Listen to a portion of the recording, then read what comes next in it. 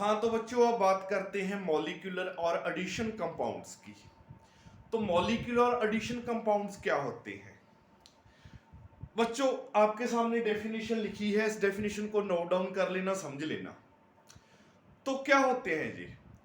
तो जब मैं किसी भी दो साल्ट या दो से ज्यादा साल्ट मुझे गिवन है, आप मान लीजिए, तो मैं उन साल्ट्स के सॉल्यूशन बना लेता हूं, अलग अलग सॉल्यूशन बना लेता हूं।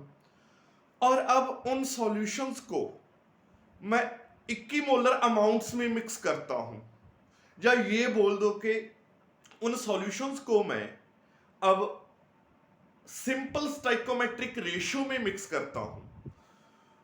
और जो मिक्सचर बन जाता है आफ्टर मिक्सिंग टू सॉल्यूशंस, उसको मैं क्रिस्टलाइजेशन पॉइंट तक इवेपोरेट करता हूं और बाद में उसको ठंडा करके क्रिस्टल्स को सेपरेट कर लेता हूं।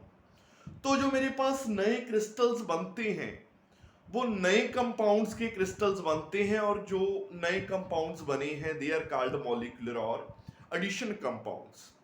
तो मतलब when the solutions of two और more salts are mixed in equimolar proportions or in simple stoichiometric proportions, and the mixture is evaporated until crystallization appears, and then that solution or that mixture is cooled up to the crystallization point। जब crystal बनने start हो जाएं तो उन crystals को मैं molecular और addition compounds बोलूंगा। तो वो क्रिस्टल्स क्या कहलाएंगे? आपके मॉलिक्यूलर और एडिशन कंपाउंड्स। और मॉलिक्यूलर जहां एडिशन कंपाउंड्स बच्चे ये दो टाइप के होते हैं, one are called the double salts और दूसरा second type is complex compounds. तो ये जो मॉलिक्यूलर या एडिशन कंपाउंड बनेगा, it can be either a double salt or it can be a complex compound or coordination compound। तो ये दो टाइप का आपके पास जो मॉलिक्यूलर कंपाउंड है या एडिशन कंपाउंड का बनना है, ये दो टाइप का हो सकता है। सबसे पहले डबल साल्ट की बात करते हैं। तो बच्चे डबल साल्ट एक मॉलिक्यूलर और एडिशन कंपाउंड है। फॉर एग्जाम्पल मैंने दो साल्ट्स लिए, उनके सॉल्यूशंस बनाए। साल्ट्स वर पोटाशियम सल्फेट और एल्यूमिनियम सल्फेट, और मैंने इन साल्ट्स को सिंपल स्टाइकोमेट्रिक रेशियो में, इन सॉल्यूशंस को सिंपल स्टाइकोमेट्रिक रेशियो में एक दूसरे में मिक्स किया और उस सॉल्यूशन को अंटिल क्रिस्टलाइजेशन पॉइंट तक इवेपोरेट करके उसके बाद ठंडा किया।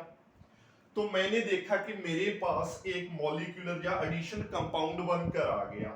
दैट मॉलिक्यूलर और addition compound is potassium aluminium sulphate, which is simply called potash alum, जिसको हम फटकड़ी बोल देते हैं सिंपल लैंग्वेज में।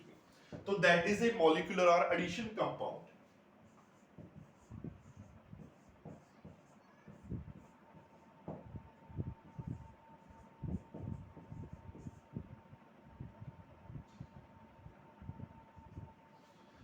दैट इज ए मॉलिक्यूलर और एडिशन कंपाउंड। अब मैं इसको किस कैटेगरी में डालूं? इसको मैं डबल साल्ट की कैटेगरी में डालूं या इसको मैं कोऑर्डिनेशन कंपाउंड की कैटेगरी में डालूं, वो मेरे को कहां से पता चलेगा? दैट इज ए मॉलिक्यूलर और एडिशन कंपाउंड। उसके लिए मुझे क्या करना होगा? मुझे बच्चे इसको वाटर में डालकर देखना पड़ेगा, बिकॉज ये क्रिस्टलाइन फॉर्म में तो स्टेबल रहेगा, सॉलिड फॉर्म में तो this compound will be stable. पर जैसे ही मैं इस कंपाउंड को वाटर में डालता हूं, as soon as I put this compound in water, इसका सॉल्यूशन बना लेता हूं, तो मैं क्या करता हूं, मैं क्या देखता हूं बच्चे कि ये अलग अलग आयंस में डिसोसिएट हो जाएगा जिनसे मिलकर ये बना है। फॉर एग्जाम्पल आपको पोटाशियम आयंस दिखेंगे सॉल्यूशन के अंदर, प्लस आपको एल्यूमिनियम आयंस दिखेंगे सॉल्यूशन के अंदर, प्लस आपको सल्फेट आयंस दिखेंगे सॉल्यूशन के अंदर। तो कहने का मतलब जिन आयंस से मिलकर ये बना था उन आयंस में ब्रेकडाउन हो गया है, वो आयंस अलग अलग हो गए हैं। तो इसका मतलब ये एक्वस सॉल्यूशन में या वाटर सॉल्वेंट में अनस्टेबल है, ये जो मॉलिक्यूलर कंपाउंड था। अगर ये एक्वस सॉल्यूशन में अनस्टेबल है तो that will be known as, that molecular compound will be known as a double salt. तो वो एडिशन कंपाउंड जो एक्वस सॉल्यूशन में सॉल्वेंट में अनस्टेबल होते हैं और अपनी आइडेंटिटी लूज कर देते हैं। क्यों? बिकॉज यहां पर ये एक साथ आ रहा था पर सॉल्यूशन में ये अलग अलग आयंस में डिसोसिएट हो गया, मतलब इसने अपनी आइडेंटिटी लूज कर दी, it has lost its identity in the solution. तो ये क्या कहलाएगा बच्चों? ये आपका डबल साल्ट कहलाएगा, it will be called a double salt. और याद रखना एक डबल साल्ट के अंदर, बिकॉज ये डबल साल्ट इन आयंस से मिलकर बना था, तो इन आयंस के करैक्टर की रिफ्लेक्शन आपको देखने को मिलती है डबल साल्ट के अंदर। मतलब जब ये क्रिस्टल फॉर्म में होगा ये कंपाउंड, तो ये पोटाशियम आयन के करैक्टर को भी रिफ्लेक्ट कर रहा होगा, एल्यूमिनियम आयन के करैक्टर को भी रिफ्लेक्ट करेगा, सल्फेट आयन के करैक्टर को भी रिफ्लेक्ट करेगा। मतलब डबल साल्ट जिस आयन से मिलकर बना होता है उन आयंस के करैक्टर को रिफ्लेक्ट करता है, जिन आयन से मिलकर वो बना होता है। और डबल साल्ट एक्वस सॉल्यूशन में अपनी आइडेंटिटी लूज कर देता है। ये डबल साल्ट की पहचान है कि किसी कंपाउंड को आप डबल साल्ट कब बोलोगे। So this is the method और this is the way how can you identify कि कोई मॉलिक्यूलर कंपाउंड एक डबल साल्ट है या नहीं है। तो वो अपनी आइडेंटिटी लूज कर देगा और उसमें से जिन आयन से मिलकर वो बना है उन आयंस की आपको करैक्टर की, उन आयंस के करैक्टर की, उन आयंस की करैक्टर मतलब उन आयंस के नेचर की रिफ्लेक्शन आपको देखने को मिलती है फ्रॉम द डबल साल्ट। तो that was a double salt. And the other categories complex compounds और coordinate compound. On the other hand बच्चे जो सेकंड कैटेगरी है वो है कॉम्प्लेक्स कंपाउंड्स की, के मॉलिक्यूलर और addition compounds can be complex compounds, ये सेकंड कैटेगरी है। सिमिलरली मेरे पास दो साल्ट के बन थे, दो साल्ट्स के मैंने सॉल्यूशन बनाए, एक सिल्वर साइनाइड था एक पोटाशियम साइनाइड था।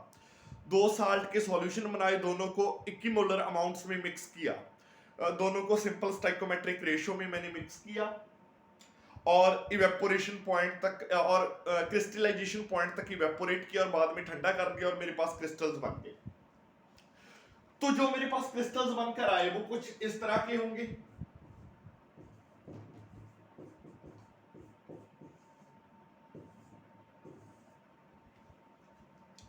So this will be the compound that I will get to see. This will be the compound बच्चे। तो अब इस कंपाउंड में क्या होगा?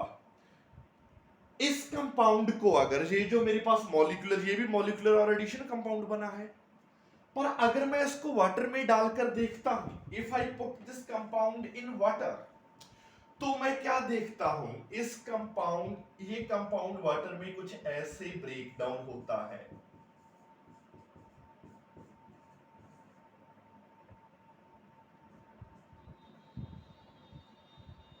like that. So it breaks down inside the water like that. Sorry, that there will be negative charge, negative one. It will break down in water like this. अब इसका water में ऐसे ब्रेक डाउन करने का reason क्या है? Because इसका जो कॉम्प्लेक्स पार्ट था वो वाटर में भी अपनी आइडेंटिटी बरकरार किए हुए है। पोटाशियम ही ओनली सेपरेट हुआ है, पोटाशियम तो इसके साथ इसकी ऑक्सीडेशन स्टेट करके या इसकी प्राइमरी वैलेंसी के कारण अटैच्ड था। इसको हम बाद में पढ़ेंगे, प्राइमरी सेकेंडरी वैलेंसी का कंसेप्ट। पर अगर आप देखो तो इस मॉलिक्यूलर कंपाउंड का जो स्क्वायर ब्रैकेट में एनक्लोज्ड पार्ट है उसने अपनी आइडेंटिटी लूज नहीं की है। मतलब इसमें जो सिल्वर आयन, जो साइनाइड आयन बाहर पड़े थे स्क्वायर ब्रैकेट के अंदर, वो वैसे ही स्क्वायर ब्रैकेट के अंदर सिल्वर आयन और साइनाइड आयन एक दूसरे के साथ अटैच्ड हैं। इसका रीजन क्या है?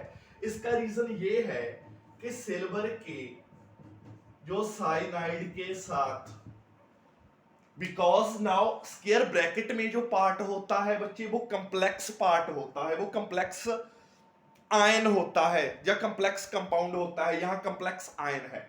तो वो वाटर के अंदर अपनी आइडेंटिटी बरकरार रखता है, उसमें सेंट्रल मेटल एटम और आयन प्लस लीगेंड एक साथ में जुड़े रहते हैं, एक साथ में कोऑर्डिनेट बॉन्ड से बॉन्डेड रहते हैं।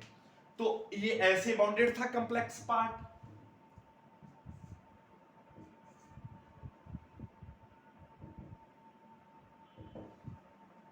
It was bonded like this. तो अब ये कोऑर्डिनेट बॉन्ड्स वाटर के अंदर भी आपको ऐसे ही मिलेंगे, बिकॉज ये स्क्वायर ब्रैकेट के अंदर, और ये कोऑर्डिनेट बॉन्ड आपको वाटर के बाहर भी ऐसे ही मिलेंगे। तो एक कंप्लेक्स कंपाउंड, एक complex ion does not lose its identity whether it is in water और इट इज आउटसाइड। तो ये सॉल्यूशन में स्टेबल होता है, it is stable in the solution. तो चाहे आप इसको सॉलिड में क्रिस्टल की फॉर्म में देख रहे हो, चाहे आप इसको सॉल्यूशन में देख रहे हो, तो यही फर्क है कि कोई मॉलिक्यूलर और एडिशन कंपाउंड अगर वो सॉल्यूशन में स्टेबल है, सॉल्यूशन में अपनी आइडेंटिटी वो कंटिन्यू करे हुए है, तो इसका मतलब वो कोऑर्डिनेशन कंपाउंड होगा, वो कॉम्प्लेक्स कंपाउंड होगा, वो डबल साल्ट नहीं होगा। और इसका एक और रीजन ये भी होता है कि अब इस कॉम्प्लेक्स आयन के अंदर ये जो कॉम्प्लेक्स आयन बना है, इसमें से आपको शायद सिल्वर आयन या साइनाइड आयन का करेक्टर रिफ्लेक्ट ना हो। बना तो ये सिल्वर और साइनाइड आयन से ही है कॉम्प्लेक्स, पर हो सकता है आपको सिल्वर और साइनाइड का करेक्टर ना मिले। क्यों? बिकॉज जब एक कॉम्प्लेक्स आयन बनता है तो जो पुराने आयन्स हैं वो उनका जो करेक्टर है वो चला जाता है जब एक कॉम्प्लेक्स आयन बनता है, because it is something knew that is having its own character, own nature, own identity. तो ये भी एक फर्क है between the double salt and complex compounds. आगे मैं वीडियो को और लेंथ में नहीं लेकर जाना चाहता, यहीं एंड करते हैं बच्चे। आई होप आपको मॉलिक्यूलर और एडिशन कंपाउंड्स का पता चल गया होगा, दो टाइप के होते हैं और दो टाइप के कैसे होते हैं।